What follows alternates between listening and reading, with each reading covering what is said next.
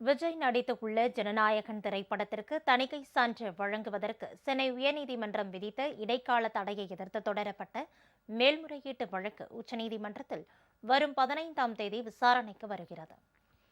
ஜனநாயகன் படத்தில் சர்ச்சைக்குரிய காட்சிகளை நீக்கக் கோரிய மத்திய தணிக்கை வாரியத்தின் நடவடிக்கையை எதிர்த்து சென்னை உயர்நீதிமன்றத்தில் பட தயாரிப்பாளர் தொடர்ந்த வழக்கில் தனி நீதிபதி யுஏ சான்றிதழுடன் வெளியிட அனுமதி வழங்கினார். தனி நீதிபதியின் உத்தரவை எதிர்த்து தணிக்கை வாரியம் செய்த மேல்முறையீட்டில் படத்தை வெளியிட 2 நீதிபதிகள் கொண்ட சென்னை உயர்நீதிமன்ற அமர்வு இடைக்கால தடை விதித்தது.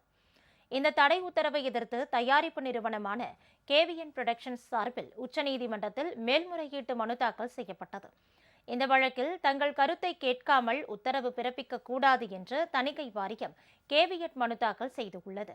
இந்த நிலையில் இந்த மேல்முறையீட்டு வழக்கின் விசாரணை வரும் 15ஆம் தேதி வர உள்ளதாக பட தயாரிப்பு நிறுவனத்தின் வழக்கறிஞர் தெரிவித்துள்ளார்.